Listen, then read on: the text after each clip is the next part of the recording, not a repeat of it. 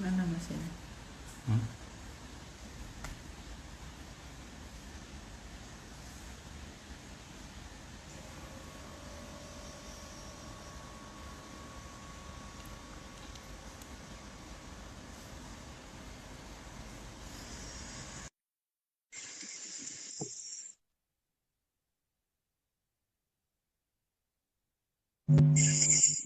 Halo Pak, Mas Dikit Halo, Sido.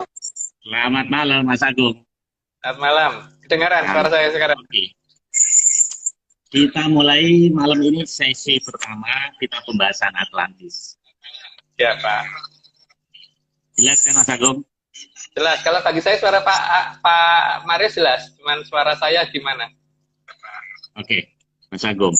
Jadi malam ini adalah sesi pertama kita membahas tentang Atlantis Introduction. Sebenarnya teman-teman mintanya kita membahas tentang COVID. Namun setelah kita pertimbangkan ternyata harus ada introduction. Jadi nanti harus pakai beberapa sesi baru kita membahas tentang COVID. Jadi saya mengawali pembicaraan ini. Saya perkenalkan dulu bahwa profil Mas Agung ini adalah Mas Agung Bimo Sutedjo itu adalah peneliti dalam hal Atlantis yang sudah saya kenal 15 tahun yang lalu.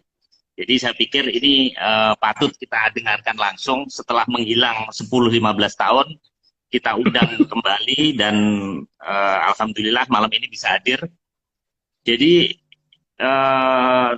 cara kita berkomunikasi adalah kita berbicara, Mas Agung menerangkan, nah kemudian ada satu asisten, yaitu Naga Tapak Angin dari Jogja, yang nantinya akan memberikan jawaban apabila ada pertanyaan. Jadi pertanyaan ini langsung saja, tidak usah menunggu penjelasan Mas Agung selesai, langsung ditanyakan, nah nanti komen-komennya akan dibantu oleh tim Naga Tapak Angin. Sebelum kita mulai, saya akan bercerita dulu. Ada beberapa hal kenapa kita mengadakan sesi ini. Jadi Atlantis ini adalah satu kontennya unik. Kenapa unik? Karena ini adalah original. Jadi ide-ide yang digali oleh Mas Agung dan kawan-kawan ini adalah asli.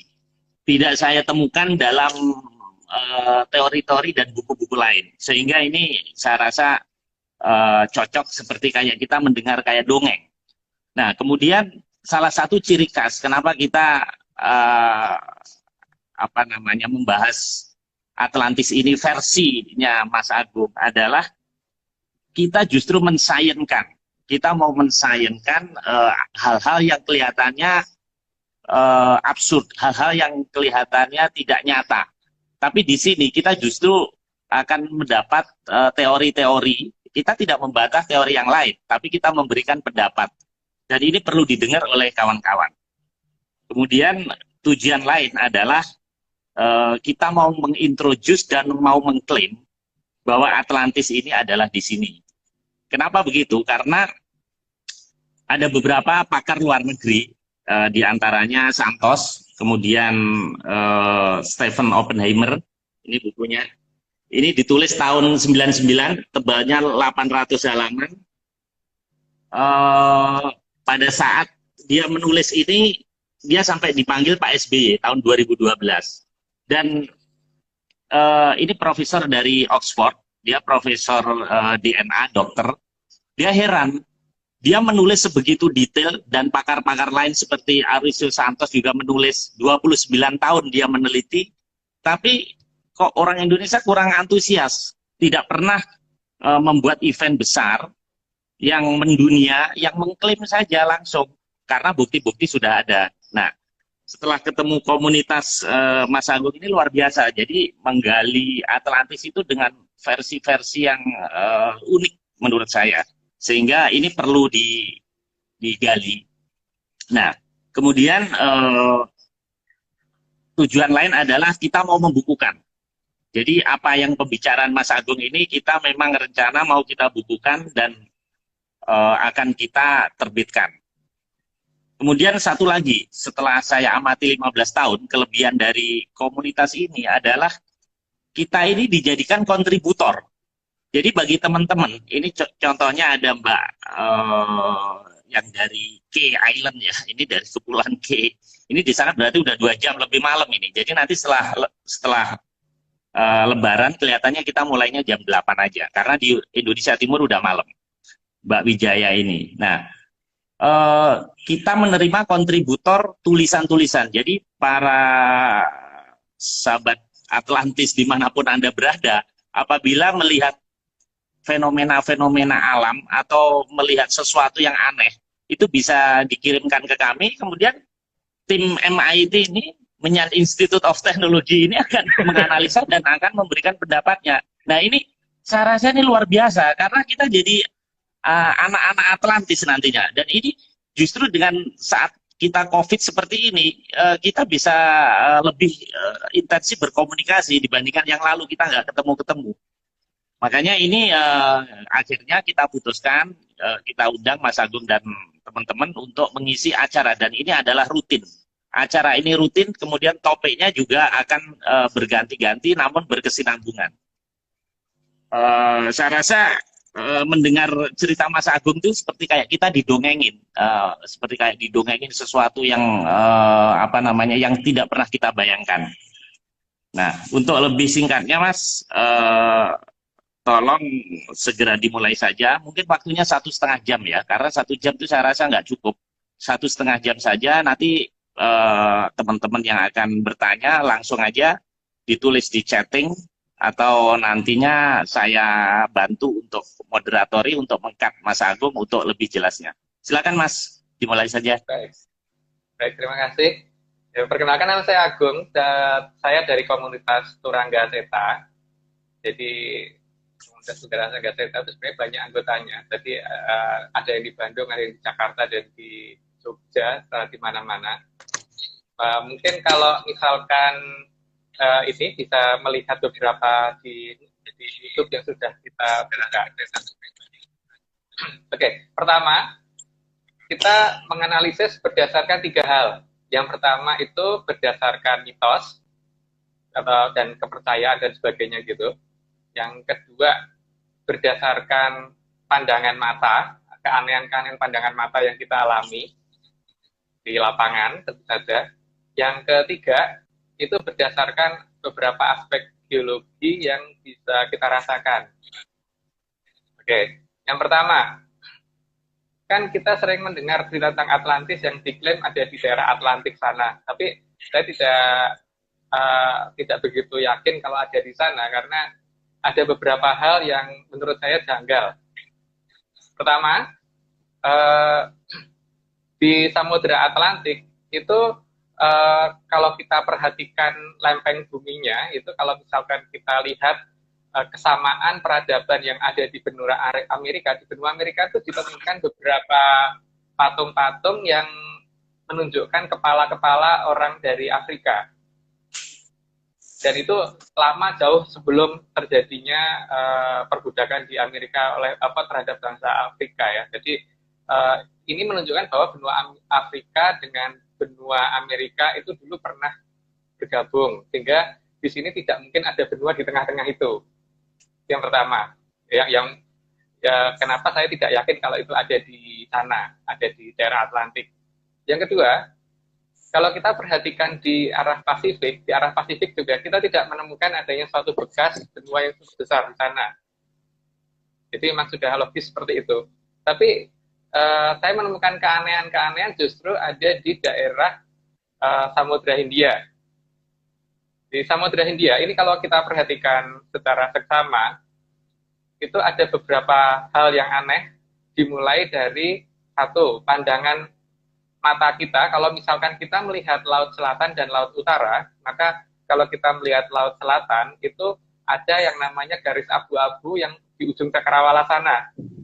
Dan itu melebar dari arah Bali terus sampai ke arah Jawa Barat, dan menuju ke arah Jawa Barat itu makin menjadi jelas gitu. Jadi tidak makin ke timur itu makin kabur. Jadi kelihatan ada lapisan abu-abu ini, aneh, ini lapisan apa? Sehingga kalau misalkan matahari sunset di pas pada 23,5 derajat lintang selatan, itu matahari tidak pernah bisa menyentuh batas cakrawala.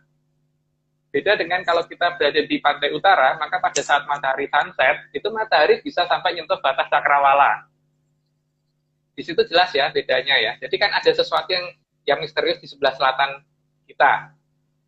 Terus yang kedua, itu kalau misalkan sore hari sekitar jam 5 menjelang matahari mau menjelang gelap ya, itu di batas cakrawala selatan itu kalau misalkan kondisi langit cerah, itu akan kelihatan langit itu di batas cakrawala itu berwarna putih, mendadak berwarna putih, terus lama-lama itu dari timur terus ke barat, terus nanti yang timur menjadi gelap lagi terus hilang gitu, seperti kayak suatu wilayah yang nyalain lampu gitu.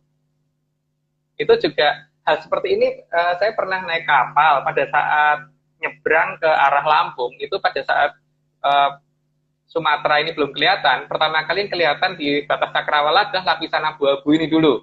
Baru makin lama dia makin membesar, terus berubah warna menjadi hijau dan sebagainya, terus kelihatan pegunungan dan sebagainya, sehingga ini kayak seperti itu. Tapi ini ada di sebelah selatan kita, dan selatan kita ini nggak ada di selatan Pulau Jawa ini nggak ada benua apapun, tidak ada pulau apapun gitu. Yang ada ya kayak Pulau Christmas itu terlalu kecil. Kalau dilihat dari Bali kan nggak mungkin kelihatan. Dilihat dari Jawa Tengah juga nggak mungkin kelihatan. Dilihat dari Jawa Barat baru yang kira-kira tepat ada di utaranya Pulau Christmas lah mungkin baru bisa ini. Tapi yang nggak juga nggak sejelas itu seharusnya. Tapi ini ada sesuatu yang cukup besar yang bisa dilihat, tapi makin ke arah timur, bahkan sampai Bali masih kelihatan. Itu tapi lebih blur ya kalau dari arah Bali. Tapi makin ke arah barat itu makin jelas. Itu kecurigaan dari pandangan mata kita ya, dari hasil jalan-jalan kalau itu. Yang berikutnya itu kita kan terus menganalisis ini ada apa sih sebenarnya di selatan kita. Maka kita kemudian mencoba menganalisa tentang beberapa cerita mitos kuno. Ya, di sini kan ada beberapa cerita kuno tentang Kanjeng Ratu Kidul ya. Mungkin ada yang nyebutnya Roh Kidul atau apa, tapi kalau kita nyebutnya Kanjeng Ratu Kidul karena sesuai yang ada di Serat Tobat dan sebagainya. Kemisteriusan itu kita dapatkan ketika kita datang ke daerah Taman Sari, Yogyakarta. Di Taman Sari itu mitos yang berkembang, di situ adalah tempat berhubungan antara Raja-Raja Mataram dengan Kanjeng Ratu Kidul. Nah, kita jadi berpikir, kenapa? Karena di sana ada terowongan yang katanya menghubungkan antara Taman Sari ke Keraton Laut Selatan. Kalau misalkan ini adalah mitos atau gaib, apakah perlu sih kira-kira gaib itu memerlukan terowongan? Kan saya juga perlu kan. Tapi terowongan, kalau terowongan ini nyata, berarti terowongan ini digunakan oleh siapa? Gitu. Berarti kan ini bukan suatu makhluk yang sifatnya gaib, ini pasti sesuatu yang sangat real. Berarti itu MRT Mas ya? Terowongan itu MRT berarti? Kita belum bisa mendefinisikan seperti itu, Pak. Apakah itu di dalam bawahnya ada MRT atau tidak? Tapi yang jelas ini kemudian terowongan ini ditutup, gitu. Ditutup. Jadi di Taman Sari masih ada terowongan itu sampai sekarang masih ada di daerah Sumur Gumbuling itu menuju ke arah selatan masih ada, tapi ditutup oleh masyarakat karena banyak masyarakat yang masuk dan hilang katanya. Tapi itu kata-kata orang di sana ya, karena ada beberapa penduduk yang mencoba masuk dan tidak pernah kembali, maka supaya tidak terjadi hal-hal yang tidak baik sama masyarakat ditutup terowongan tersebut. Tapi minimal terowongan itu masih ada. Dan terowongan ini membuktikan bahwa ini bukan gaib. Tapi mungkin kita salah berorientasi bahwa ini seolah-olah gaib. Gitu. Terus kalau kita melihat legenda tentang ini, apa namanya, Putri Duyung, yang dikatakan Putri Duyung ada di Atlantis dan sebagainya, itu yang diceritakan oleh cerita-cerita Barat, itu saya kalau melihat cara berpakaian orang Jawa, Bali, Sunda yang menggunakan jarik ya, jarik itu sampai nutupin kaki gitu. Terus kalau misalkan ada seorang putri sedang berdiri di atas air laut, maka kakinya kan nggak akan kelihatan. Coba deh lihat cara orang Bali berpakaian ketika tari olek gitu, pasti jarinya lebih di bawahnya, jadi seperti kayak apa itu sirip di bagian bawahnya ikan gitu. Itu kok ada di sini gitu. Saya lihat ada di sini, legenda itu ada di sini. Terus beberapa cerita tentang seperti kuda terbang dan sebagainya itu bahkan di uh, Prasasti Batu Retno Jogja itu digambarkan jelas bahwa ada kuda sembrani, ada prasastinya, malahan ada gambarnya, itu kuda pakai sayap gitu ada. Jadi nanti bisa di browsing deh di internet, Prasasti Batu Retno itu menunjukkan keberadaan itu. Terus ada beberapa cerita legenda juga yang katanya masyarakat masih sering beredar gitu, seperti kasus legenda yang terjadi di daerah Tegal, itu di daerah di Gunung Tukung itu sering kelihatan katanya kuda putih yang terbang, jadi di atas Waduk Malahayu itu banyak itu yang melihat. Tapi cerita ini nggak ngerti kenapa ini tidak beredar, tapi kalau misalkan sempat mendatangi ke daerah Waduk Malahayu itu bisa ditanyakan oleh masyarakat di daerah sana itu bahwa cerita tentang kuda terbang itu ada di sana. Nah itu apakah kuda itu masuk ke wilayah itu atau tidak kita kurang tahu, tapi yang jelas keberadaan Prasasti Batu Retno memang menunjukkan keberadaan itu. Terus kemudian di daerah mana ya, Sumedang atau mana itu ya, yang ada cerita tentang seorang bupati yang pernah punya kuda terbang, bupati pertama, kalau tidak salah Sumedang atau Subang ya, atau Indramayu, maaf, Indramayu. Bupati Indramayu saat pertama kalau nggak salah diceritakan itu, dan kandangnya sampai sekarang masih ada. Terus ada legenda tentang itu yang kemudian dijadikan ini ya, apa, tarian borak atau apa itu yang ada di daerah Jawa Barat, keberadaan tentang kuda terbang tersebut. Itu masalah kuda terbang ya, yang klaimnya dari barat, tapi di sini ternyata itu ada prasastinya segala gitu. Dan bahkan di daerah Jogja itu, di daerah mana ya itu masih ada kok bekas tapak kakinya kudanya itu katanya, tapi itu susah dibuktikan. Tapi minimal kan keberadaan prasasti ini cukup unik ya di Prasasti Batu Retno itu yang mendukung keberadaan Atlantis secara ini ya. Terus kemudian kalau kita pengen lebih real lagi, kalau kita melihat cerita tentang keberadaan cerita Kanjeng Ratu Kidul itu, ini secara turun-temurun dikatakan dekat dengan raja-raja di Mataram, dan kedekatan ini kemudian ada hubungan kedekatan yang sering ada pertemuan, dan pertemuan ini ditandai dengan suatu tempat di Taman Sari yang tadi saya jelaskan tadi. Dan selain itu saya juga menemukan beberapa hal yang agak aneh di tempatnya Bapak Plaret Wiryo Dikarso itu, karena beliau pernah diundang ke sana. Itu ada satu mobil Fiat 125 ya kalau nggak salah, Fiat berapa itu, warnanya hitam, itu yang sering digunakan Bapak Plaret kalau jalan ke arah sana. Lucunya, kalau misalkan itu gaib, maka seharusnya mobil itu pada saat masuk ke laut, kan waktu dilihat oleh beberapa orang, mobil itu masuk ke laut tapi ngambang di atas gitu. Kalau misalkan gaib kan seharusnya bagian bawah mobil ini tidak berkarat ya, tidak terkena garam dan sebagainya. Tapi kenyataannya seperti itu, dan itu masih bisa dilihat itu di daerah Pleret Jogja, di rumahnya Bapak Plaret Wiryo Dikarso, untuk mobilnya yang sering digunakan untuk sowan ke keraton sana gitu. Itu terus kalau misalkan kita melihat dari sisi ini ya, dari sisi masalah timbangan. Kalau misalkan kita punya batu, tanah, dan air satu ember dibandingkan dengan air laut satu ember, pasti akan lebih berat batu, tanah, dan air satu ember daripada air doang satu ember gitu kan. Nah sekarang kita pakai perbandingan begini ya. Di selatan Jawa itu yang ada cuma Samudra Hindia. Di selatan Bali itu ada Australia. Maka seharusnya beban ke bawah, tekanan ke bawah itu lebih beratan Australia daripada Samudra Hindia. Kenapa? Karena Samudra Hindia cuma air laut saja di atasnya permukaan itunya air laut doang. Tapi sementara Australia di situ jelas ya ada pegunungan, berarti ada tanamannya, ada batunya, ada tanahnya, ada airnya juga, dan ada lautnya juga gitu. Maka seharusnya tekanan ke bawah Australia itu lebih besar daripada tekanan ke bawah dari Samudra Hindia. Sehingga kalau misalkan kita umpamakan ada kasur, yang satu ditekan dengan tekanan yang ringan, yang satu ditekan dengan tekanan yang tinggi, maka ketika ditekan dengan tekanan yang tinggi, maka daerah sekitarnya akan naik lebih tinggi daripada daerah yang ditekan dengan tekanan yang lebih rendah. Nah, sekarang kita bandingkan. Kalau memang beban Australia itu lebih besar, maka seharusnya tekanan Australia ke bawah itu lebih besar, maka seharusnya pegunungan di Bali lebih besar daripada pegunungan di Jawa. Nyatanya kebalik kan? Pegunungan di Jawa lebih besar daripada pegunungan di Bali. Satu. Yang kedua, kalau kita perhatikan lebih lanjut efek dari tekanan tadi, maka seharusnya dasar laut di Bali itu harusnya lebih dangkal daripada dasar laut di Jawa. Kita bisa ukur per 20 km dari pantai selatan Jawa dan Bali.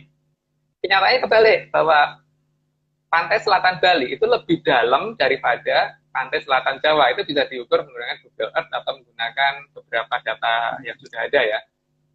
Jadi itu bisa dicari kok, datanya cukup gampang. Terus yang ketiga, itu kalau kita melihat tentang efek tektoniknya, kalau tekanannya lebih besar, maka pasti akan mengganggu daerah sekitarnya lebih besar gangguannya, sehingga efek gerakan tanahnya pun pasti akan gerakan lempeng dan sebagainya pasti lebih besar daripada itu. Tapi ternyata kebalik, di Bali itu gerakan tektonik lempengnya lebih kecil daripada di Jawa dan Sumatera. Yang lebih mengherankan lagi, itu kan seharusnya kalau seperti itu efek vulkanik di Bali lebih besar daripada efek vulkanik di Jawa. Itu juga terbalik semua. Berarti kan ada sesuatu yang bermassa sangat besar yang kita nggak tahu ini apa. Itu ada di selatan Mas, Jawa. ini kenapa kok Bali dengan Jawa? Kenapa kok nggak misalnya Jawa dengan Sumatera atau Jawa dengan Kalimantan gitu? Kenapa perbandingannya kok Australia, Jawa dan Bali, Mas? Karena posisi yang sedang kita curigai ada di Laut Selatan Jawa, di Samudra Hindia. Jadi kalau kita bandingkan antara Jawa dan Kalimantan berarti kan prioritasnya Laut Utara Jawa, Laut Kalimantan berarti. Laut antara Jawa dan Kalimantan. Sedangkan kita kan prioritas saat ini adalah bagaimana kita membandingkan daerah di selatan Jawa dan di daerah di selatan Bali. Karena kita mau mencari daerah yang bermassa sangat besar di selatan Jawa itu ada di mana. Karena kalau misalkan ada satu benua di selatan Jawa yang tidak bisa kita lihat karena mungkin mereka menutupi dengan teknologi yang tidak kita kenal, maka pasti ada sesuatu efek yang bisa diperhatikan, entah itu secara biologis, entah itu secara pandangan mata, pandangan visual dan sebagainya. Karena secara pandangan visual kan jelas tadi bisa dilihat dari efek terjadinya gray area atau daerah abu-abu di batas cakrawala yang ada di daerah batas cakrawala laut selatan, Samudra Hindia. Kalau dilihat dari Pulau Jawa dan Bali dan dari dari arah Sumatera yang bagian selatan. Di sini kan efek dari itu kita tentu saja bandingkan, Pak. Kalau ini cuma air doang, berarti kan tidak mungkin mempunyai tekanan segitu besarnya. Efek tekanan yang segitu besarnya ini itu berarti menunjukkan di sana ada sesuatu yang bermassa cukup besar dan ini bisa mengganggu kestabilan tanah di utaranya, bahkan mungkin di selatannya dan sebagainya. Gitu, Pak. Jadi kenapa tidak kita bandingkan dengan Kalimantan? Kalau kita bandingkan dengan Sumatera, karena Sumatera mempunyai efek yang sama dengan Jawa dan dia pada posisi yang lebih dekat, maka pegunungannya juga lebih tinggi rata-rata di sana. Sumatera. Mas, yang dimaksud Laut Selatan ini Samudra Hindia termasuk Laut Selatan nggak? Iya, Samudra Hindia itu Laut Selatan, Pak. Oke. Laut Selatan Jawa. Jadi, nah itu kan kemudian sekarang gini ya, setelah kita mencurigai posisi Laut Selatan ada sesuatu yang misterius di sana, maka kemudian kita mencoba mengamati beberapa peta tentang posisi pegunungan-pegunungan di beberapa daerah yang mengelilingi Samudra Hindia tersebut. Yang pertama, kita lihat di Australia. Kalau ada tekanan yang cukup besar di Samudra Hindia, maka seharusnya pegunungan di Australia ada di sebelah barat. Dan ternyata benar, pegunungan di Australia ada di barat, bukan di timur, bukan di tengah. Yang kedua, kalau ada tekanan cukup besar di Samudra Hindia, maka seharusnya ada pegunungan yang cukup besar di Afrika sebelah barat, sebelah timur, maaf, sebelah timur Afrika yang mengarah ke Samudra Hindia, termasuk Madagaskar dan sebagainya. Dan saya benar, di Samudra di posisinya menghadap ke arah apa namanya Samudra Hindia di Afrika. Jadi Afrika yang bagian timur, deretan Afrika sebelah timur itu terbentuk pegunungannya. Begitu juga Madagaskar. Madagaskar pegunungannya bukan di baratnya, tapi di timurnya yang menghadap ke arah Samudra Hindia. Gitu. Jadi ada sesuatu yang sangat-sangat misterius di sana, yang sampai sekarang tidak ini. Dan kalau memang di sana ada suatu peradaban yang sangat besar dan masih ada sampai sekarang, maka daerah itu akan menjadi daerah yang tidak bisa dilewati oleh masyarakat sekarang. Dan kita bisa lihat bahwa Samudra Atlantik masih ada kapal lewat, masih ada penerbangan lewat, Samudra Pasifik juga demikian. Tapi lihat Samudra Hindia, yang lewat tengah-tengah samudra nggak ada, semuanya lewat pinggir, mendekati Pulau Jawa, melipir gitu, ke arah Australia. Tidak ada yang shortcut dari Australia langsung ke arah Afrika Selatan, itu nggak ada. Kemarin yang terakhir pesawat Malaysia itu ya, yang hilang. Itu kan juga di situ juga. Ya, hilang di situ. Katanya. Ditemukannya di sana. Terus, kalau kita perhatikan, tadi kan kita sudah memperhatikan dari arah Australia, ternyata perbentukan lengkungannya itu ada di sebelah barat. Afrika lengkungannya ada di timur. Di Pulau Jawa, pegunungannya rata-rata terdapat di bagian selatan. Yang di utara kan cuma satu kan, Gunung Muria aja. Tapi Gunung Muria sama Ciremai ya. Ciremai agak ke tengah kali. Tapi rata-rata deretan pegunungannya ada di deretan selatan, termasuk Pegunungan Sewu dan sebagainya itu kan ada di selatan. Terus kalau kita melihat ke arah benua Asia, itu kelihatan ada kayak daratan yang didorong ke arah utara, sehingga akhirnya nabrak di daerah utara, sehingga membentuk pegunungan yang cukup besar, pegunungan Himalaya dan sekitarnya itu. Makanya ada daerah yang cukup lumayan ekstrim perubahan masyarakatnya di sana kan, dari orang-orang yang Asia seperti apa gitu ke arah yang kulit putih banget gitu, seperti orang Tiongkok dan sebagainya itu.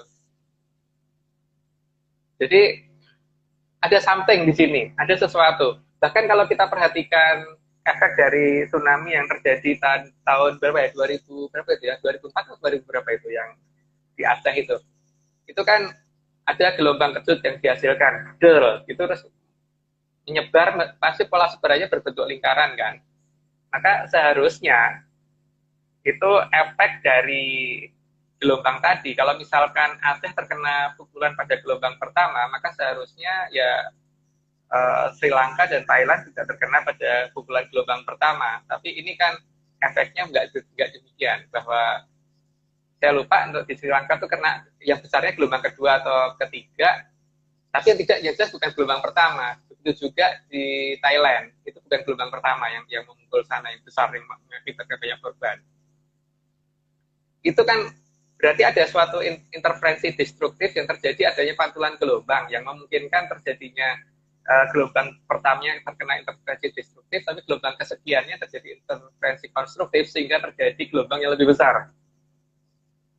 Pantulan ini dari mana? Sedangkan di selatan itu hanya lautan. Kalau hanya samudra itu tidak ini. Tapi kalau itu ada pantulan dari sana, ada pantulan gelombang dari sana, ini kan berarti ada sesuatu ini.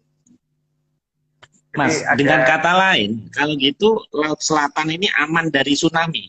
Apa begitu? Karena ada sesuatu di situ. Sesuatu ini pasti melindungi wilayahnya, Pak ya. Jadi melindungi wilayahnya supaya tidak dikenal kita. Nggak ngerti ini kenapa mereka nggak mau kita kenal, itu yang jelas gitu, kita juga belum tahu. Tapi beberapa orang kita ada hubungan dengan sana.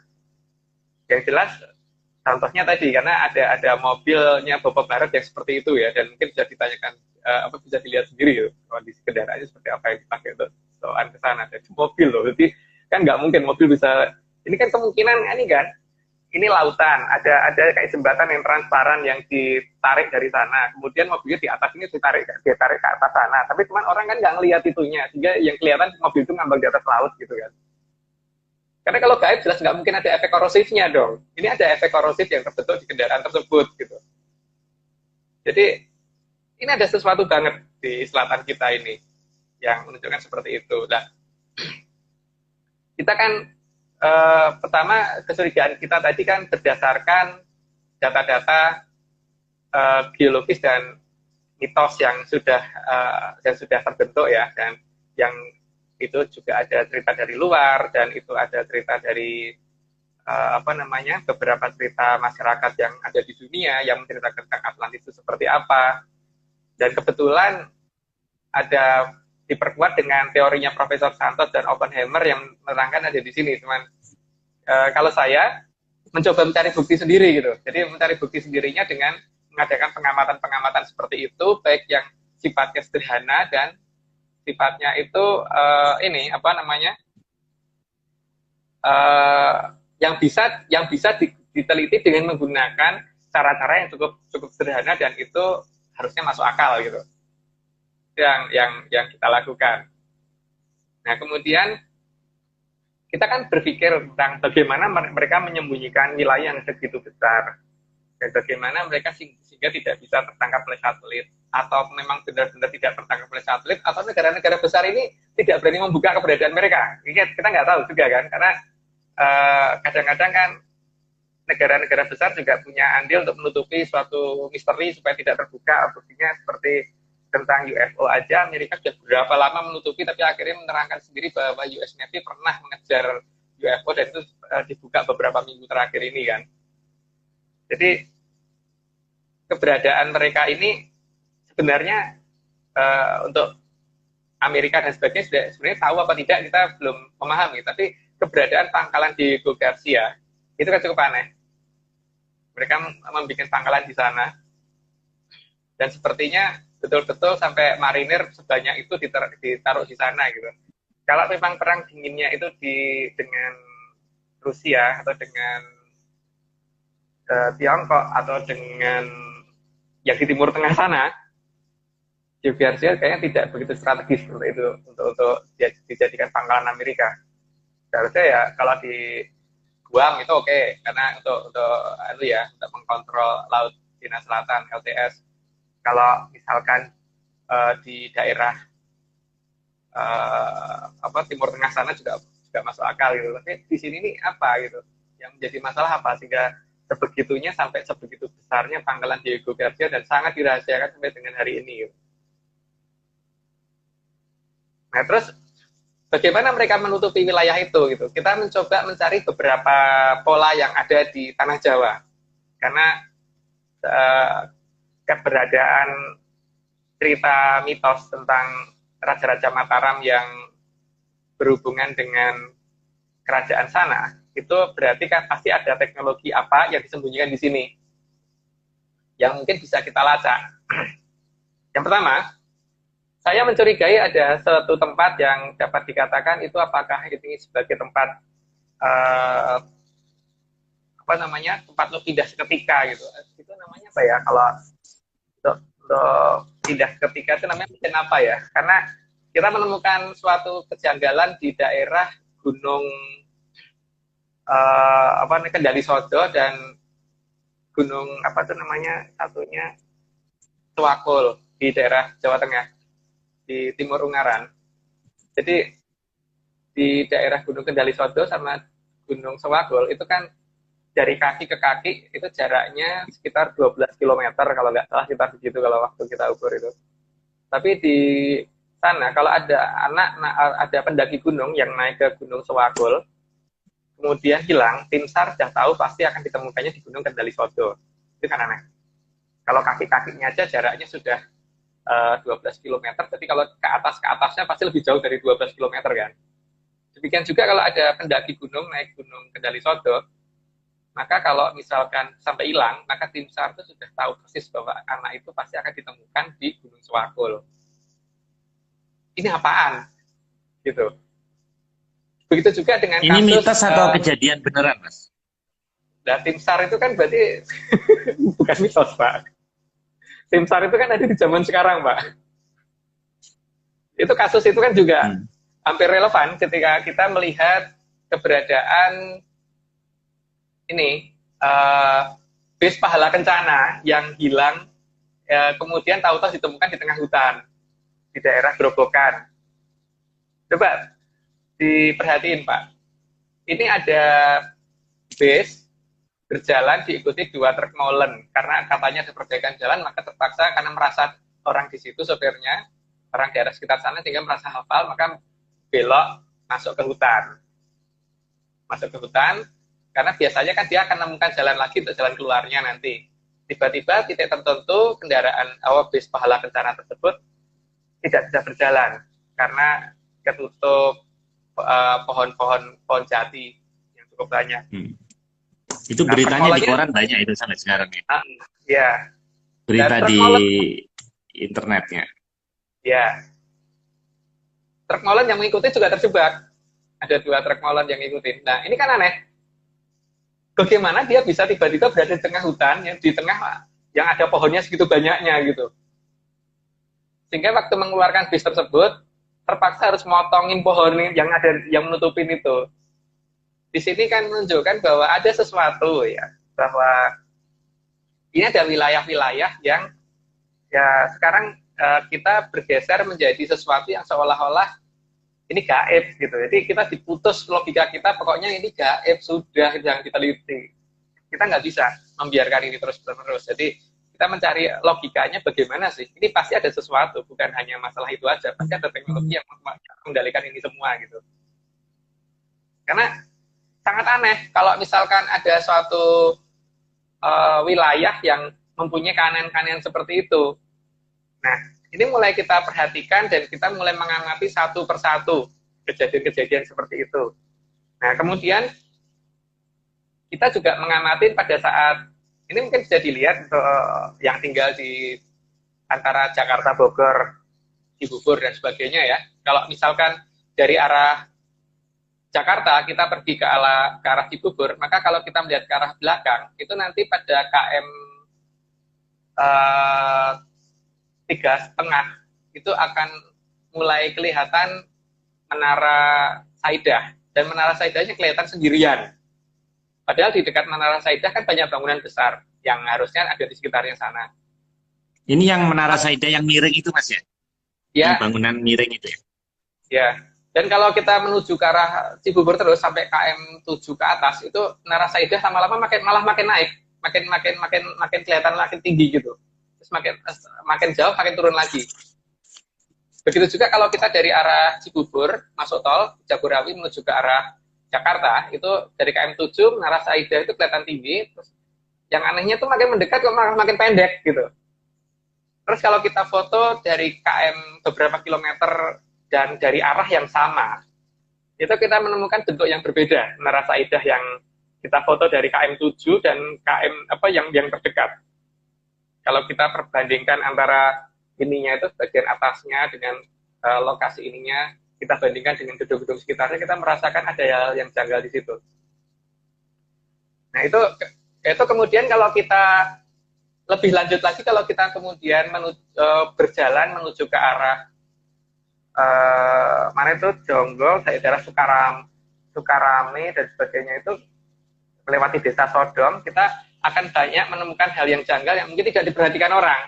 Misalkan gini ya, ini yang sudah saya lakukan sama Aryo yang sekarang ini juga ngasih jempol itu, Aryo Lopez.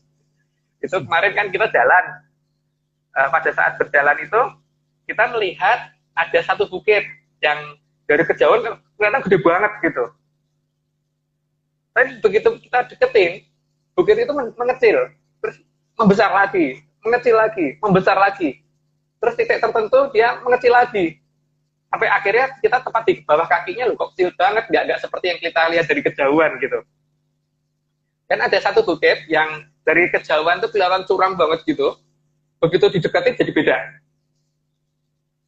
Kita jadi curiga ya, jadi sepertinya ini ada sistem layar per layar.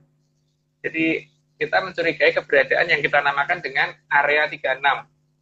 Kenapa kita mengatakan area 36? Karena kita mengukur berdasarkan kompas dan berdasarkan gerakan matahari. Bagaimana? Kita akan, misalkan kita bawa kompas dalam posisi berdiri seperti ini ya, bukan pada posisi begini. Jadi kita bawanya begini. Itu kan jarak antara Katulistiwa ke arah kutub itu kan seperempat putaran bumi. Sedangkan kalau dihitung secara derajat berarti kan 90 derajat. Nah, 90 derajat itu berarti setara dengan berapa? Kalau jari-jari bumi itu ditanggap 6.370 km, berarti kan kalau kita hitung seperempat putaran itu kan berarti 2 pi r per 4. Nah, 2 pi r per 4 ini kalau kita bagi 90 derajat, maka kita akan menemukan perubahan 1 derajat kompas itu seharusnya setara dengan perubahan 111,22 kilo. Sekitar itulah kalau saya nggak salah hitung.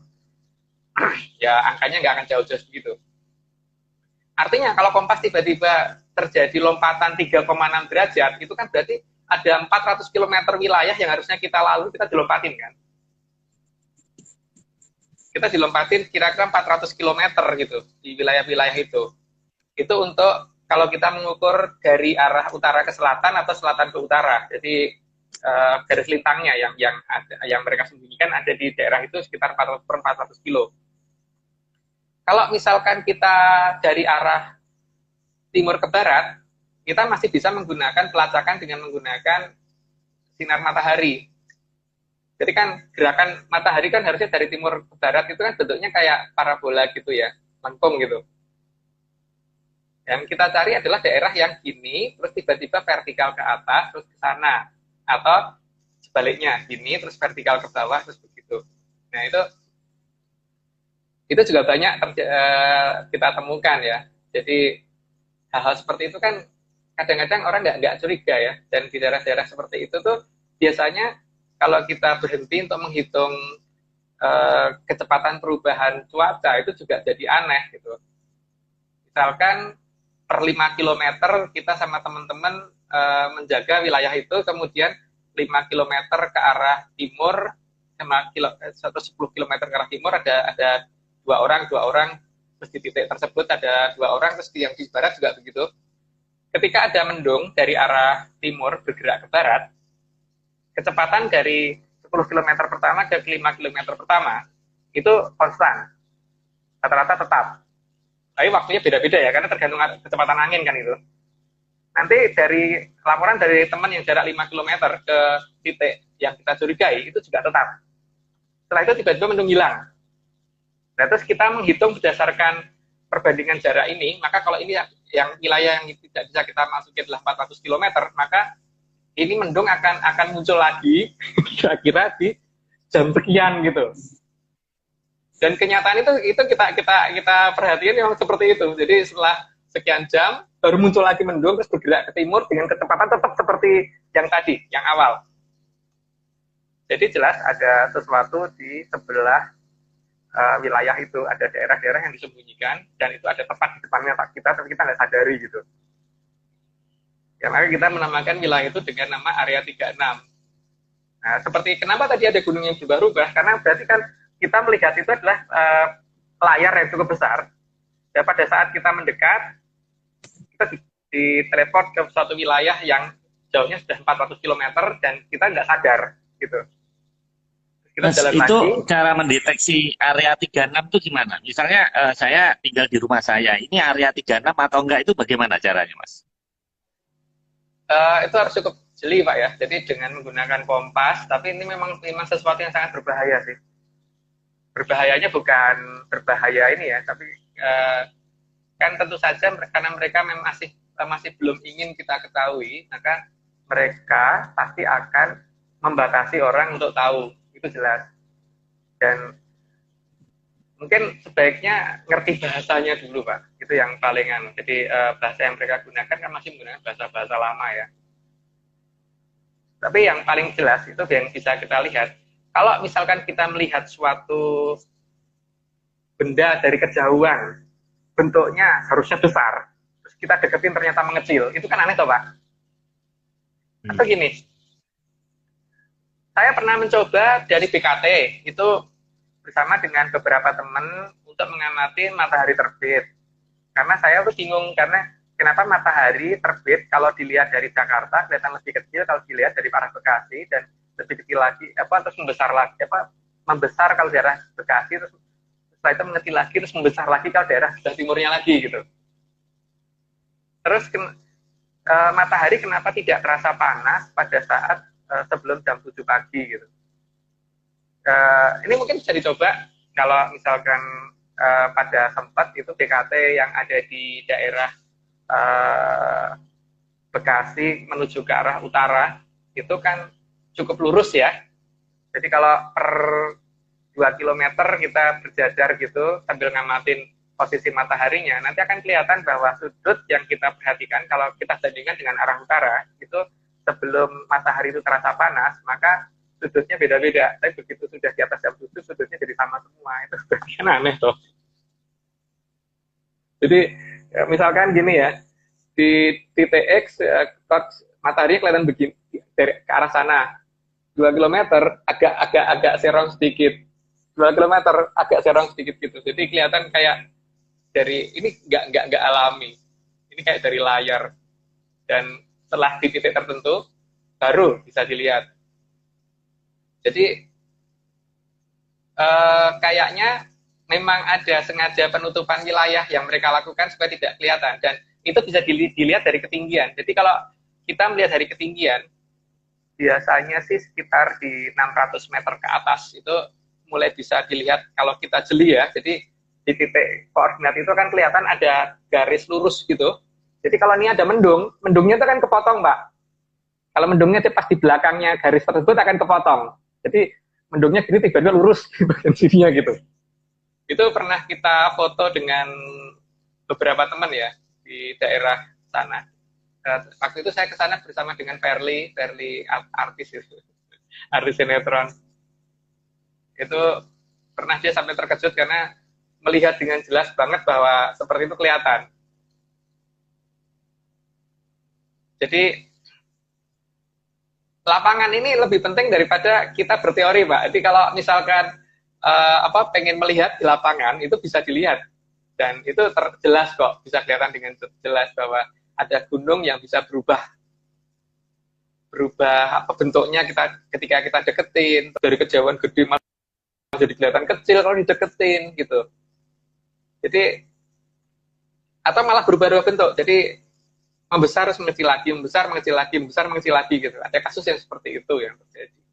Jadi ini kan layar satu, layar lagi berikutnya gitu kan. Jadi kita dilompatin dan kita nggak sadar. Dan di daerah-daerah seperti itu biasanya memang sering kecelakaan. Karena ketika malam hari dari sini misalnya ada truk, di sini ada truk juga. Ini pada saat dilompatin kan cahaya truk yang ini belum kelihatan, tahu udah gabrus gitu aja kan. Dan itu sopirnya mungkin yang akan disalahkan, tapi menurut saya karena ini ada suatu wilayah seperti itu gitu, di wilayah-wilayah kita ini.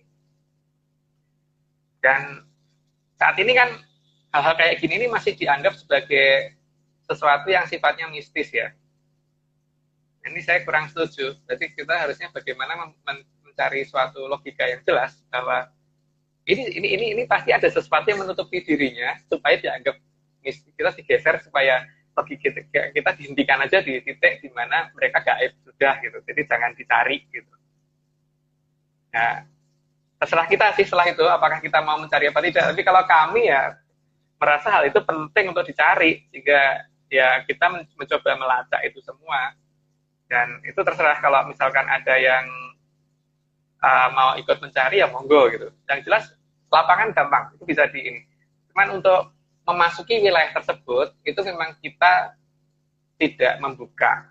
Itu rahasia ya dari kelompok kami itu Ronggo Seto, karena memang bahaya. Kita juga mendapat masalah kalau misalkan memperkenalkan itu secara detail sekali. Karena saat ini kita sudah seneng aja karena bisa diizinkan masuk gitu. Tapi paling tidak hal tersebut bisa dilihat kok. Pak Marius itu bisa lihat di mana aja, tidak hanya di Pulau Jawa, Pak. Jadi di Sumatera pun bisa diperhatikan itu. Jadi kelihatan, jadi nanti ada wilayah-wilayah seperti itu. Mas, keberadaan Atlantis yang berimpitan dengan Indonesia, itu kira-kira keuntungan kita apa? Atau malah kita rugi? Jadi maksudnya efek yang Atlantis yang bersinggungan dengan NKRI kita ini untung atau rugi kita, Mas? Kalau menurut saya untung, Pak. Cuman masalahnya kan sekarang bagaimana kita memanfaatkan dan bersahabat dengan mereka itu kan. Saat ini kan kita nganggap mereka nggak ada, Pak. Masalahnya di situ kan. Pertama, yang tanpa disadari oleh masyarakat itu misalkan di daerah desa Jog, di lapangan Jogrok kalau nggak salah ya, di desa apa itu namanya, dekat Pantai Pandan Simo, itu rutin tiap tahun itu katanya mereka itu selalu mendapat kedatangan orang-orang yang kayak pasukan Amerika gitu untuk mengadakan pengobatan terhadap masyarakat, dan mereka itu berwajah seperti orang, katanya kata penduduk itu berwajah seperti orang pasukan Amerika, tapi nggak bisa bahasa Inggris, mereka berbahasa Jawa Medok. Jadi kalau misalkan kita perhati ini kan aneh ya, dan satu hal yang diceritakan ke penduduk, mereka itu punya jenis kayak salon pas gitu. Jadi kalau misalkan ada orang terluka habis jatuh atau apa gitu, salon pas itu ditempelin ke luka tersebut langsung sembuh jadi kulit gitu. Itu kata masyarakat yang ada di desa tersebut waktu kita datengin. Jadi jelas ini menguntungkan loh Pak. Yang pertama jelas itu kelihatan menguntungkan. Yang kedua, itu tadi namanya Pak Anan ya, itu kan mengikuti saya waktu pas tanggal 12 yang lalu kita jalan menuju arah Gunung Batu, itu kelihatan ada bukit yang berubah-ubah bentuknya itu. Itu yang tadi itu yang menceritakan dengan ada kecelakaan pendaki di sana itu. Terus kalau kita melihat apa namanya, apa tuh namanya ya, kadang-kadang kita tuh kadang-kadang dibikin nggak sadar gitu loh. Jadi asal kita lewat, kita lewat aja gitu. Di Jogja itu kalau kita perhatiin ya, kadang-kadang kita nyadar ada Gunung Merapi ada di sebelah kanan. Berarti kalau kita berbelok ke kiri, maka Gunung Merapi ada di kanan banget kan, atau agak ke belakang dikit gitu. Bukan pindah ke kiri loh Pak. Kan ini gunungnya di sana, gunung ada di sana, ada di daerah ini. Kalau kita ke sini terus berbelok ke sini, berarti kan gunungnya ada di sini kan, bukan di sini kan. Nah itu coba Bapak perhatiin deh. Nanti suatu ketika ketemu daerah seperti itu, itu kan jelas ini nggak wajar gitu. Ini nggak wajar, dan ini cukup banyak di Indonesia, di Pulau Jawa cukup banyak yang seperti itu. Oh ya, tentang menguntungkan dan tidaknya tadi ya.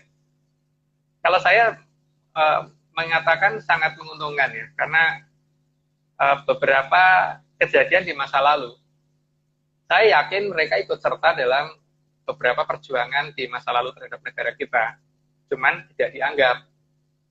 Nah itu apakah masyarakat nanti mau menerima itu apa tidak? Beberapa hal yang saya curigai ya, ini kecurigaan versi saya. Pertama, ketika pas perebutan Irian Barat, itu kan dengan tegasnya Soekarno mengatakan besok sebelum matahari terbit, Irian sudah harus jatuh ke pangkuan Ibu Pertiwi, gitu. Dan itu jadi benar. Padahal kan waktu itu Irian sedang dijaga oleh pasukan dari Belanda, Australia, dan Amerika. Kan? Amerika berapa kapal itu kalau sudah menjaga wilayah itu? Gitu. Kan nggak mungkin cuma satu kapal, masih ada beberapa kapal lah. Indonesia punya berapa kapal? Kalau dibantu Rusia waktu itu sedang dalam kondisi krisis, itu berapa kapal yang kita punyai gitu.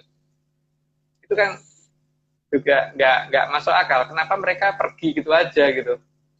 Siapa yang bantu mereka? Siapa yang kelihatan di radar mereka sehingga mereka milih pergi gitu? Mereka nggak akan buka cerita itu. Tapi minimal ini aneh aja gitu. Terus perang Surabaya, apa yang membuat Jenderal Malabi sampai harus mendatangi, minta berunding gitu? Seharusnya posisi mereka menang kok, karena mereka punya kanon dan sebagainya yang bisa ditembakkan dari laut, gak bisa nyampe ke Surabaya. Sementara pesawat-pesawat mereka bisa ngebom dari atas dan di luar jangkauan tembakan kita juga banyak. Tapi mereka nyerah, Pak. Apa yang bikin mereka kalah di tengah laut itu? Sementara pasukan kita hanya menggunakan pistol, bambu runcing lempar sampai laut, sampai itu loh. Kapal apa tenggelam gitu, dilempar pakai bambu runcing gitu. Terus keterlibatan mereka yang aneh itu seperti kasus beberapa cerita tentang yang diceritakan oleh orang tua saya pada saat perang di ini apa namanya Ambarawa, ya, Pak D sempat cerita bahwa beberapa pasukan itu dibikin tidak terlihat dari Belanda gitu. Kalau tidak terlihat oleh Belanda, dia nutupin siapa? Oke, dijajarnya pasti ini masih gaib lagi, itu punya aja siapa, punya aja itu gitu. Tapi ini ada teknologi apa? Karena satu benua ditutupin juga kenyataannya sekarang di selatan kita gitu. Jadi ini menguntungkan sekali sebenarnya. Tapi masalahnya kan kita nggak mau kenal ya, dan kita yang menganggap mereka tuh hantu, setan atau apa gitu. Tapi ya menurut saya sih itu hak masing-masing ya. Dan kalau saya menganggap bahwa itu layak untuk dicari, layak untuk di ini. Tapi kalau menganggap tidak layak untuk diperhatikan, nah itu ya monggo. Tapi kalau saya, ya itu harus saya cari. Karena minimal di masa lalu kayak pernah bantu negara kita cukup banyak gitu.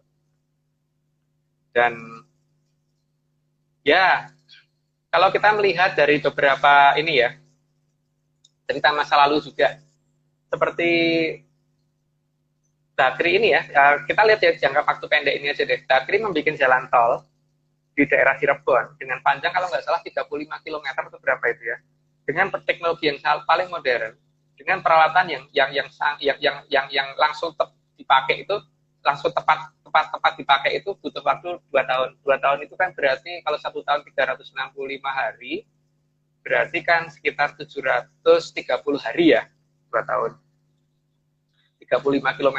Oke, kalau jalannya yang ke PP, jadi dianggap 70 kilo. Oke, 100 km misalkan. Dalam waktu 2 tahun, berarti membuat jalan 100 km gitu.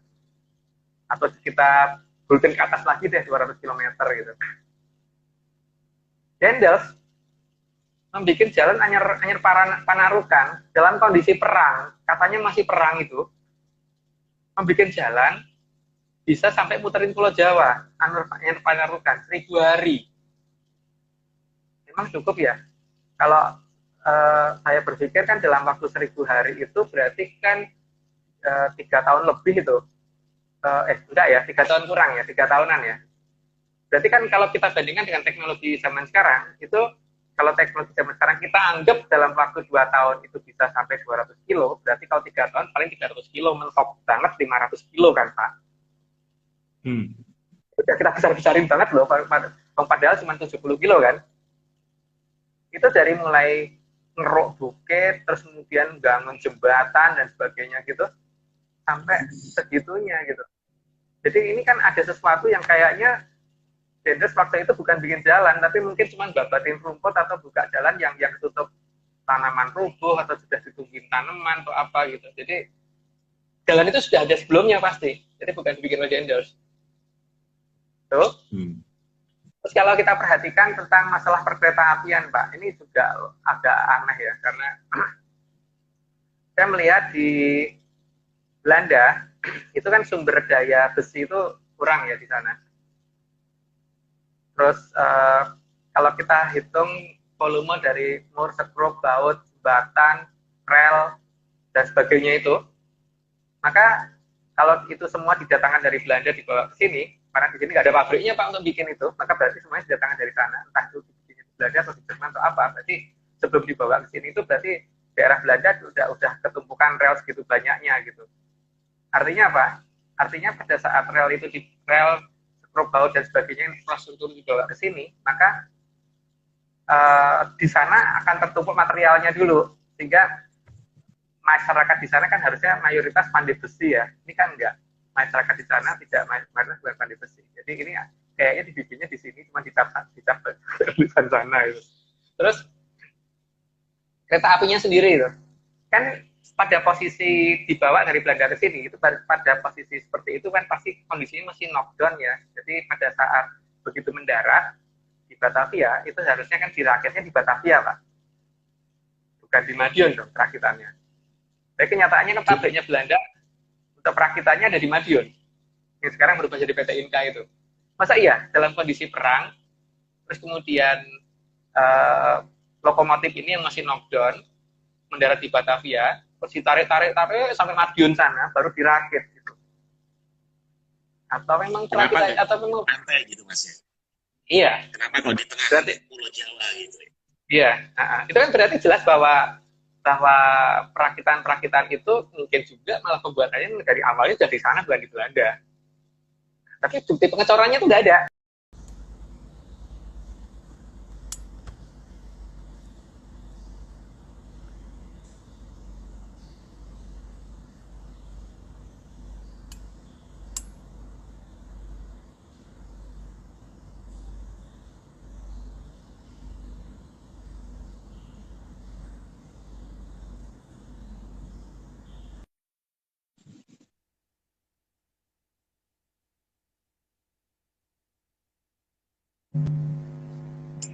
Kayaknya durasi live-nya 1 jaman ya. Ya, kayaknya 1 jaman. Oke, lanjut Mas. Ya oke. Tadi kan masalah kereta api ya. Yang kedua masalah pabrik gula, Pak. Pabrik gula itu kan kalau dibikin berdasarkan kepentingan Belanda, maka seharusnya dibikin paling banyak dekat Batavia kan, Pak. Saya mempertanyakan ke beberapa teman di IPB itu apakah tanah di Jawa Barat ini tidak cocok untuk tebu. Mereka ngomong enggak. Mereka itu di sini tebu bisa hidup dan kalian juga pernah nyoba tebu saya tanam di sini hidup juga kok ternyata. Artinya apa? Kenapa kok di Jawa Barat cuman ada di Cirebon satu pabrik gula, sementara di Jawa Tengah, Jawa Timur sana pabrik gula banyak. Tapi kita coba lihat masyarakat kita itu yang ada di Jawa Barat ini orang-orang Sunda itu kan senangnya minum pahit kan, minum tawar, es apa kalau teh tawar. Iya. Kalau misalkan kopi juga tawar, sukanya tawar kalau orang Jawa Barat. Beda dengan orang Jawa Tengah, Jawa Timur. Teh itu pasti manis, kopi pasti manis gitu kan, untuk minuman orang pagi gitu. Itu artinya apa? Bahwa persediaan gula yang ada di tanah Jawa itu bukan untuk kepentingan Belanda, tapi untuk kepentingan bangsa kita sendiri gitu. Nah, coba kita perhatikan sekarang jembatan kita yang paling bagus ini kan ketahanan bebannya baru sampai sekitar 65 ton kalau nggak salah. Ya anggap aja 100 ton gitu. Tapi coba Bapak sekali-kali main deh ke pabrik gula Rejagum di daerah Madiun. Di Rejagum itu ada pabrik gula yang mesin gilingnya itu dari besi yang nggak bisa di knockdown. Coba dihitung secara volume, nanti kan akan kehitung kira-kira beratnya sekitar 200 ton gitu.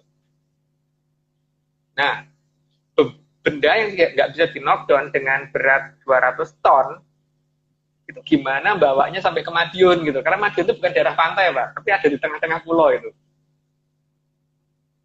Jadi kan itu dibawa dari, misalkan dibawa dari Belanda ke sini, coba bayangin Pak, kapalnya yang bisa bawa beban 200 ton itu kapal apa zaman dulu gitu. Ini kan berarti Atlantis yang bikin Pak. Kemungkinan ini bantuan-bantuan dari mereka yang tidak kita perhatiin gitu. Jadi dan itu melewati jembatan ya, pada saat lewatin rel kereta dan jembatan kan? Iya. Nah sekarang gini loh masalahnya, ini 200 ton pada saat dinaikkan ke kapal, apa nggak kapal jadi kapal selam mendadak gitu. Dulu masih pakai kayu kan kapalnya. Jadi memang ada banyak hal yang perlu kita pikir ulang gitu. Kalau dipilihnya di Madiun itu bukan karena di situ tebu, Mas. Banyak petani tebu. Memang banyak petani tebu di sana. Tapi kalau untuk kepentingan Belanda, kenapa nggak dibangun di Semarang, Pak? Karena supaya gampang diekspor kan. Kenapa harus bikinnya di situ gitu loh? Tebunya bisa dari Madiun dibawa ke arah utara atau dan yang ke arah sekarang pantai. Negara kita ada rencana bikin di Banyuwangi. Nah ya. Cuman kan ini cukup aneh toh Pak. Kalau misalkan untuk kepentingan Belanda kenapa dibangunnya di tengah-tengah pulau gitu dan ini ada masalahnya ada satu mesin yang nggak bisa di knockdown segitu beratnya gitu. Kalau jembatan kita saat ini hanya bisa menanggung beban sekitar 65-100 ton, si 200 ton ini gimana caranya membawa ke sana, diudung ke sananya gimana gitu. Mas, jadi ada tadi saya kurang nangkep. Jadi ada hubungannya antara pabrik lokomotif di Madiun dengan banyaknya pabrik gula di sekitaran situ, atau ada hubungannya atau enggak? Bukan itunya Pak, tapi Bapak tadi kan menanyakan tentang apakah hubungan kita dengan Atlantis menguntungkan apa tidak. Jelas menguntungkan, karena berarti mereka kan membantu sisi teknologinya kan, ada di situ, ada buktinya. Karena oke, itu diklaim Belanda, tapi masalahnya aneh juga kalau diklaim Belanda, karena apa? Ini nggak mungkin kalau dibawa dari Belanda, harusnya logikanya kan perakitannya harusnya ya. Kalau lokomotif dari Belanda ke sini kan pasti masih knockdown kan Pak.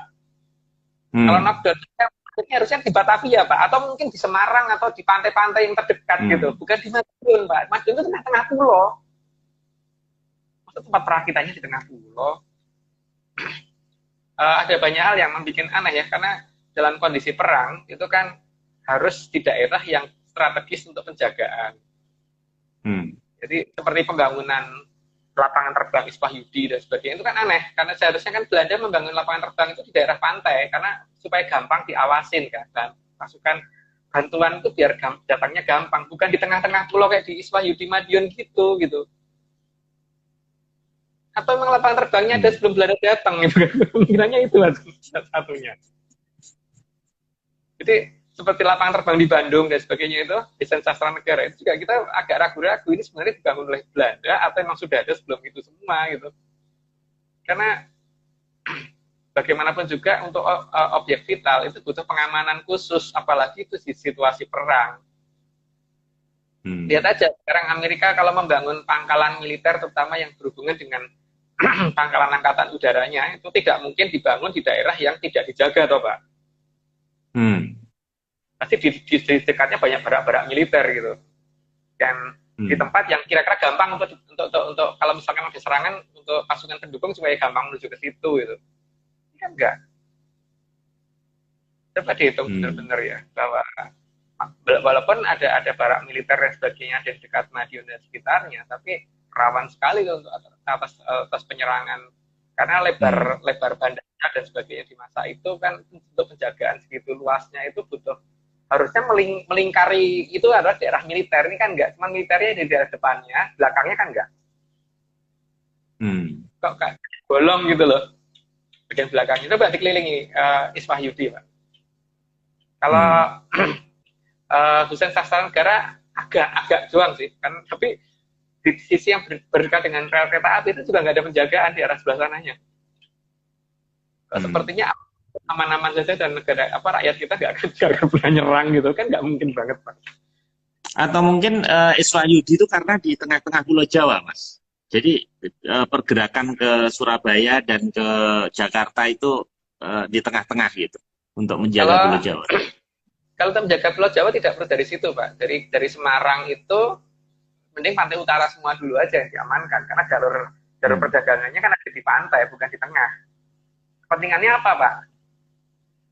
Pembangunan di Iswahyudi, pembangunan di Madiun di daerah Magetan sana. Jadi ada dugaan sebelum Belanda datang sebetulnya itu sudah ada. Jadi Belanda itu tinggal pakai aja gitu ya? Ya. Maka saya pernah mengadakan penelitian di wilayah depannya Iswahyudi itu masih saya temukan kok beberapa pondasi-pondasinya itu masih ada di Iswahyudi kan berhenti di jalan raya itu sebelum jalan raya itu, tapi kesananya lagi masih ada pondasinya itu lurus Pak. Saya lupa nama desanya apa ya, daerah apa itu namanya, lupa nama desanya apa, tapi itu bisa didatengin sih. Jadi masyarakat sana juga masih menemukan batu bata merah yang nantinya membentuk kayak jalur gitu. Tapi ya nggak tahu apakah itu dari zaman apa. Tapi yang jelas saya yakin lapangan terbang itu aneh kalau ditaruh di sana karena untuk apa? Kalau untuk perlindungan terhadap objek vital seperti pabrik-pabrik gula itu agak terlalu jauh Pak. Memang nggak dibangun jagung sekalian gitu. Jadi biar pengamanan pabrik gula dan pengamanan pangkalan angkatan udaranya itu nggak jauh-jauh amat gitu loh. Jadi kalau misalkan ada penyerangan itu satu lokasi langsung semua pasukan langsung bisa dikerahkan gitu dan tidak ada daerah yang bolong gitu. Kalau saya dari daerah Goranggareng dan sekitarnya itu kalau misalkan mau diadakan sabotase cukup gampang karena itu daerah yang cukup luas dan tidak ada pengamanan sama sekali wilayah itu. Tidak ada pos-posnya.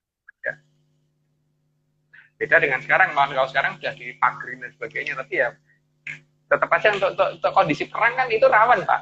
Nggak mungkin kalau cuma pagar kayak gitu doang gitu. Harusnya kan pagarnya tembok. Dan ya ada pos penjagaan tiap berapa meter harusnya, nggak ada, itu kenyataannya di sana. Jadi kayaknya memang itu dibangun bukan oleh mereka. Jadi apa keuntungannya jelas Pak. Ada banyak kan keuntungannya kalau kita mengenal lagi mereka itu. Soalnya masalahnya kan dan masalahnya kan ketika asumsi kita menyatakan bahwa mereka itu hantu, mereka gaib dan sebagainya itu ya. Sekarang kan yang jadi masalah di situ itu kan dan kelompok kita menganggap bahwa mereka itu ada, dan mereka itu real, dan mereka bisa diajak bicara. Cuman ya tentu saja itu adalah rahasia ya untuk cara bagaimana ngajak bicara mereka itu. Dan Oke, Mas. Tadi kan kecurigaan Atlantis itu ada di selatan Pulau Jawa. Terus tadi dibahas Kanjeng Ratu Kidul. Nah, kalau kita lihat logo Starbucks itu kan seperti kayak Putri Duyung. Terus seperti pakai jarit gitu, kain. Terus kemudian warnanya juga hijau. Nah, Starbucks itu kan dari Seattle. Kalau kita lihat Amerika kan dia di West. Jadi di apa namanya California, terus dia berbatasan dengan Kanada, dia kebetulan juga kan di pinggir laut kan di sini. Gitu. Nah, apakah saya nggak tahu kok bentuknya kok aneh seperti Putri Duyung dan warnanya juga hijau kan? Kita juga warna hijau ini kan ya ada kaitannya juga dengan selatan. Pertanyaannya, apakah coverage Atlantis itu sampai juga Samudra Pasifik sampai Amerika, pantai Amerika sebelah barat dan Kanada, Mas? mungkin ini Pak, kapan-kapan kita jalan ke beberapa candi kita ya. Nanti pertama Candi Penataran. Di Candi Penataran itu, di candi yang utamanya yang paling belakang, itu di tembok Di Blitar yang ya, Penataran ya? Ya, di Blitar. Tembok yang sebelah kanan, itu ada cerita tentang bagaimana nenek moyang kita menaklukkan benua Amerika. Kenapa saya yakin? Karena di sana ada kelihatan banget bahwa nenek moyang kita mendatangi suatu wilayah yang di sana orangnya berpakaian kayak orang India. Dan setelah berhasil menangkan peperangan, nenek moyang kita menjadi raja di daerah yang ada pohon kaktusnya, dan pohon kaktus jenis itu yang digambarkan di Candi Penataran itu hanya ada di benua Amerika. Itu pernah saya ungkap sih. Nah terus selain masalah pohon kaktus juga, terus kita membandingkan pola pakaian. Pola pakaian yang digunakan oleh orang Indiannya itu kalau kita bandingkan dengan dengan gambar-gambar yang Indian yang ada di ini memang sangat mirip sekali, mulai dari pakaiannya, apanya, perhiasannya dan sebagainya itu mirip sekali dengan yang ada di relief Candi Penataran. Itu bisa dibandingkan kok. Dan yang paling utama adalah kaktusnya itu, karena kaktusnya itu hanya ada di sana, bukan di Australia, bukan di benua-benua yang lain. Kaktus yang khusus benua Amerika. Dan itu terjadi ketika benua Amerika masih ada gajah, dan gajahnya itu masih terlihat ada di beberapa relief ya, beberapa patung yang ada di daerah Copan Honduras dan sebagainya itu masih ada di daerah sana, bentuk yang persis yang digambarkan dengan Candi Penataran. Dan katanya gajah di Amerika sudah punah 6.000 tahun yang lalu. Artinya nenek moyang kita mengadakan serangan sebelum 6.000 tahun yang lalu kan. Ketika di sana masih ada gajah, itu satu fakta pertama. Fakta kedua, kalau kita melihat nanti kalau kita naik ke Candi Borobudur, yang pertama kalau nggak yang kedua ya, kita belok ke kanan nanti akan menemukan adanya relief yang bentuknya itu mirip banget dengan seorang putri lengkap dengan mahkota dari Eropa. Nah, kenapa saya ngomong apa hubungannya dengan Amerika? Karena kan orang Amerika itu kebanyakan orang-orang pendatang dari benua Eropa kan, dari Inggris dan Prancis dan sekitarnya gitu.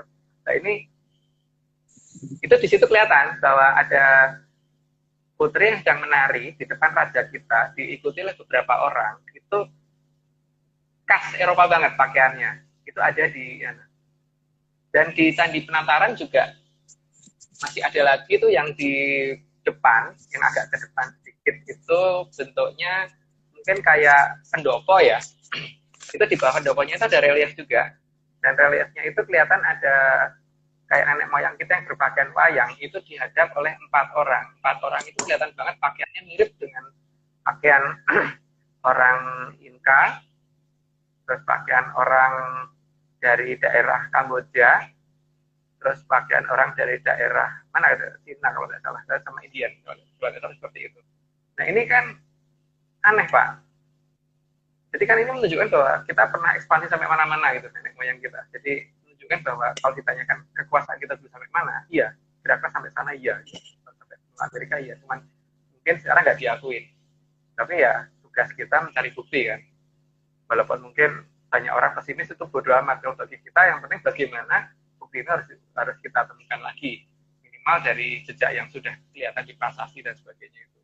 Karena seperti kasus kuda terbang dan sebagainya, kenyataannya reliefnya ada itu di Batu Retno itu ada. Coba di googling nanti ketemu deh itu prasasti Batu Retno. Salah satu prasastinya itu kelihatan ada gambar kuda terbangnya.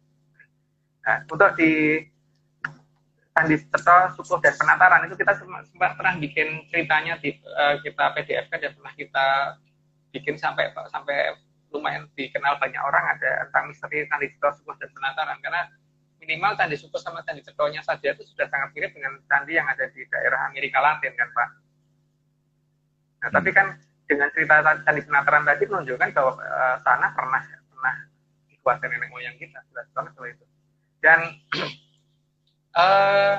di Amerika Latin, saya pernah punya teman dari Brasil itu kalau nggak salah, itu mereka mengakuin banget loh Pak, bahwa nenek moyang mereka itu dari wilayah kita, tapi kita nggak mengakui kalau nenek moyang kita pernah sampai sana. Tapi orang Brasil ngakuin, itu masuk dalam pelajaran resmi itu, dalam kurikulum resminya mereka ada itu bahwa mereka berasal dari Indonesia. Gitu. Itu Aresio Santos itu kan dari Brasil, dia meneliti 29 tahun. Bahkan dia sampai mati, waktu bukunya di launching di Indonesia, dia nggak sempat hadir, anaknya yang hadir. Nah, dia ini kan profesor di bidang nuklir, fisika nuklir, dan geologi. Dan itu dari penelitian dia, itu dari batuan dan alam bawah segala juga mengakui bahwa nenek moyang dia itu berasal dari Sundaland di sini, dari kita Nusantara ini. Iya. Ya itu kan kita baru mengangkat beberapa yang sudah bisa kita lihat ya. Yang belum bisa kita lihat seperti apa yang ditimbun sengaja dan sebagainya itu belum kita ungkapkan dulu karena itu bisa bikin rame kan nanti malahan. Kita sudah melakukan penelitian minimal yang pernah bikin rame kan Gunung Lelakon yang di Bandung. Tapi yang lainnya tidak kita ungkap dulu, mohon maaf karena ini bisa bikin kondisi jadi tidak baik gitu. Kalau orang jadi pada mengejar ke sana.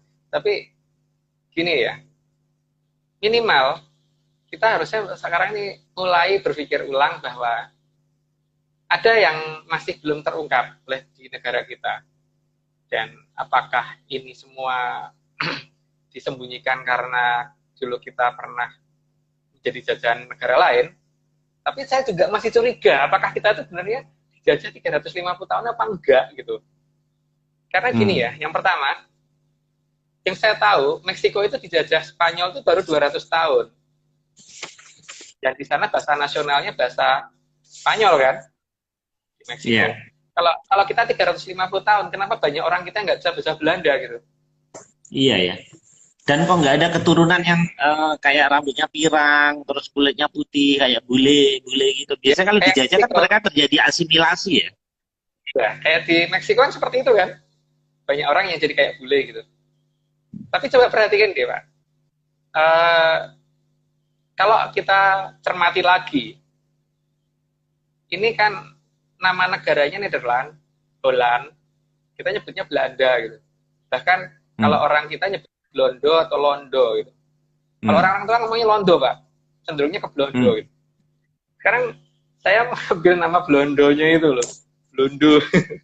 Kalau orang Jawa itu kalau mau bikin minyak kelapa itu kan kelapa diparut, apa dicampur air, terus kemudian direbus sampai airnya habis, terus kemudian nanti keluar minyaknya terus disaring. Nah, ampasnya ini dinamakan Blondo gitu kan. Jadi bangsa ampas Pak. Kenapa kita nyebutnya seperti itu? Mereka menjajah kenapa nyebutnya seperti itu?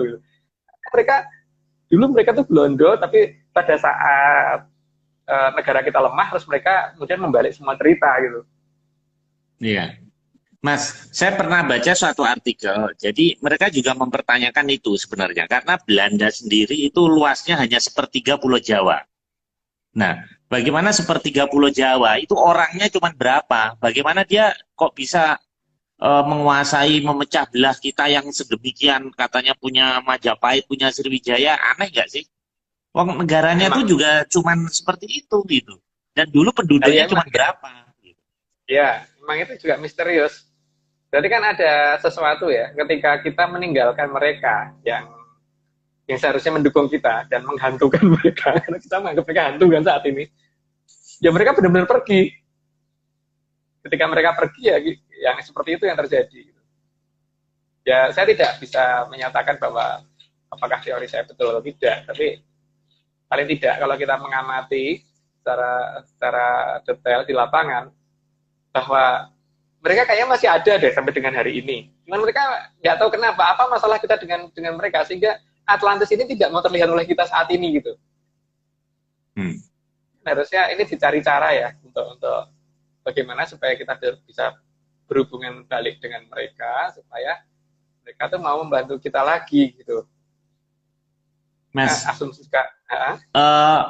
kalau keberadaan fisik mungkin mereka bisa ngumpet, tapi kalau energi itu kan biasanya ada sinyal-sinyal, ada frekuensi, itu apa tidak bisa pelacakan dari situ ya? Bisa dong Pak, seharusnya bisa. Makanya banyak hal yang cukup kadang-kadang mengganggu dan itu tidak normal ya. Seperti pada beberapa daerah yang menjadi ini, seperti daerah Trusmi Cirebon itu kan ada repeater apa namanya BTS ya, tower punya temen karena temen itu kerja di Indosat di Agus waktu itu kerja di Indosat dia cukup curiga dengan satu tower di daerah Trusmi karena satu tower itu biasanya ada 3 pemancar. Jarak satu pemancar itu bisa sampai 10 km. Jadi di Trusmi ini terpaksa dibikin 2 karena ada satu wilayah yang kalau diarahkan ke sana cuma bisa 30 meter atau 300 meter gitu loh. Saya lupa di angka berapa gitu. Tapi tidak sampai 10 km. Bahkan 1 kilometer pun enggak gitu loh. Kan jelas mempengaruhi banget, Pak. Berarti kan itu sebenarnya jaraknya bukan sebenarnya mungkin sampai 10 km, Pak. Tapi di 300 meter ini berhenti karena apa? Karena ini masuk ke wilayah lain yang nggak boleh kita jangkau dan di wilayah ini lebarnya 400 kilo. Sebenarnya kan seolah-olah berhenti di 300 meter kan. Gitu. Jadi ada kecurigaan seperti itu ada dan beberapa hal yang kita amatin juga seperti di atas Gunung Lalakon sendiri itu juga ada itu diamati oleh berapa heads ya saya lupa deh itunya angkanya pokoknya di gelombang yang sangat dekat dengan gelombang suara tapi nggak di gelombang suara gitu loh ultrasound apa ya saya lupa deh yang jelas saya lupa apakah 20 Hz atau 20 kHz saya lupa antara sekitar segitulah itu ada sinyal yang secara konstan itu apa ya yang ngelok itu apa ngelok di atas puncak itu dan hanya sekitar 5 meter persegi dan hal itu juga sinyal tersebut juga ngelok di beberapa bangunan-bangunan di dunia seperti di Inka bahkan di piramid Bosnia itu juga demikian di atasnya itu ada sinyal aneh yang dan itu bukan dari atas bukan dari gunung keluar ke atas tidak tapi dari luar angkasa ke bawah kenapa karena kalau kita teliti intensitasnya per naik berapa meter itu beda karena kebetulan kan ini ya apa namanya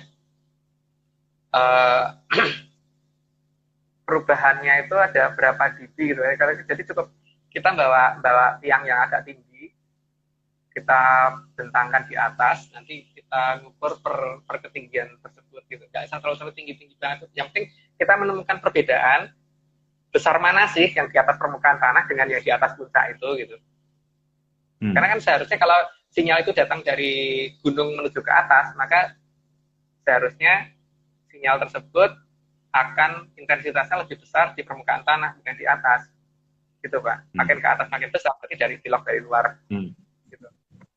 Dan kalau sinyal ini dilok dari luar berarti harusnya satelit di atas kita harusnya menangkap itu kalau karena tidak berarti sinyalnya belok ke arah mana gitu kan masalahnya jadi kan ini ada yang ngawasin kita di kejauhan kan nah dari beberapa pengamatan kita termasuk salah satunya di daerah Tangga di daerah Imogiri itu kelihatan banget arahnya ke selatan jadi makin ke tengah Pulau Jawa itu sinyal dari arah atas makin ke selatan tuh makin miring ke arah selatan gitu dengan posisi kalau kita ukur dari beberapa wilayah sepertinya harusnya sekitar di Kalau garis lurusnya mungkin dari jam B7, jadi dari Adipala ke selatan. Sinyal itu arahnya dari sana. Gitu, Pak. Mas Agung, ini waktu sudah tinggal 4 menit lagi. Jadi kita 1,5 jam udah cukup. Nah, pertanyaan terakhir. eh, Majapahit itu kan negara maritim. Kemudian pindah ke Demak masih. Pati Unus waktu itu masih memberikan perlawanan ke Portugis tahun 1500 sekian. Nah, kemudian bergeser ke Pajang, kemudian ke Mataram.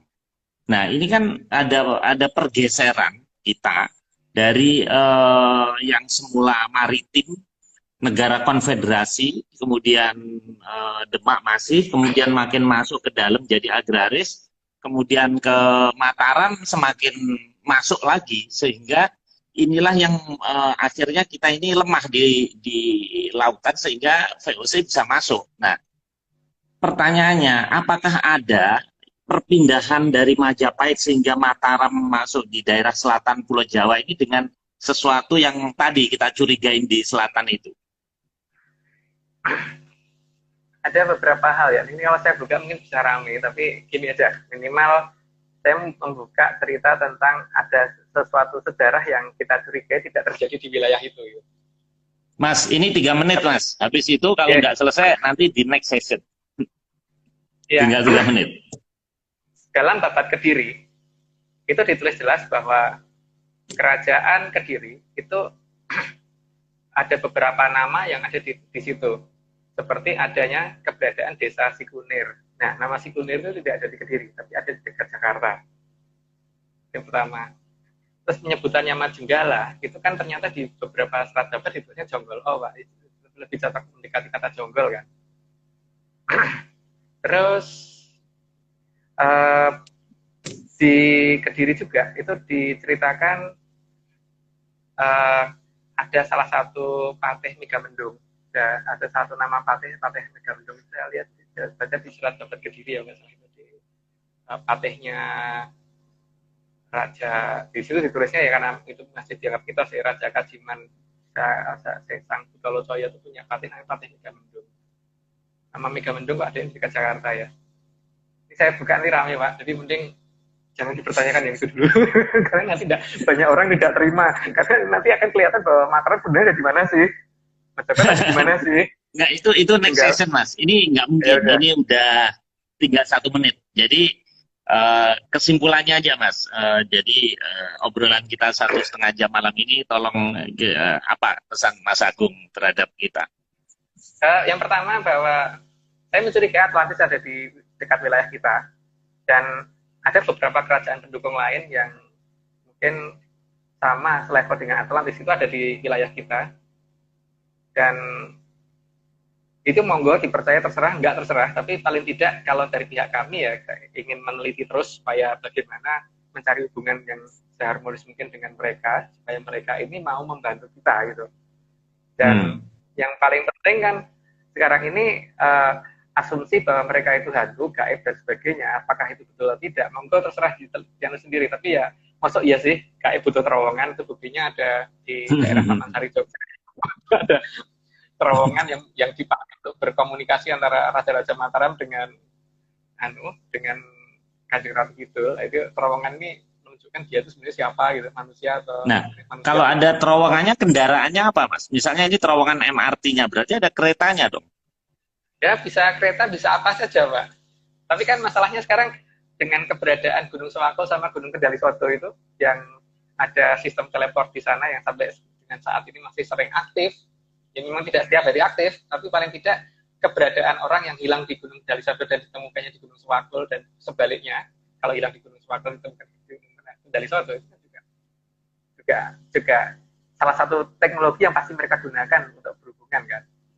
Cuman masalahnya mereka kenapa butuh terowongan itu? Berarti kan terowongan itu mereka anggap penting gitu. Jadi dan juga anehnya kalau dia punya teknologi teleportasi, kenapa juga perlu terowongan ya? Aneh juga ya. Nah, ya itu.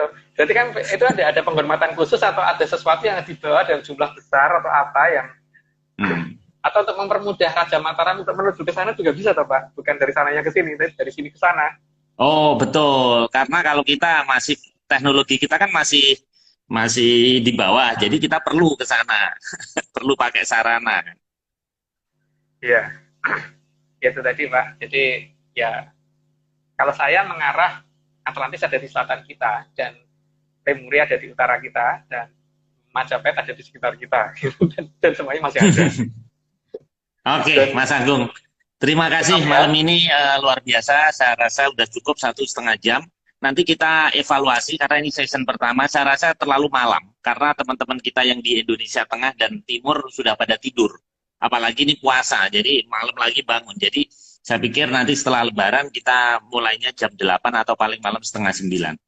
Oke, Mas Agung, Mas Naga Tapa Angin dan teman-teman semuanya, terima kasih telah bergabung di acara kami. Kita bertemu lagi hari Rabu malam minggu depan. minggu depan. Oke, Jam, salam Atlantis. jam. Jamnya nanti kita di flyer, nanti kita tulis mungkin setengah 9 atau jam 8. Kalau jam 9 kemalaman, karena di Indonesia Timur udah jam 11. Oke, Mas, terima kasih. Selamat malam. Selamat malam.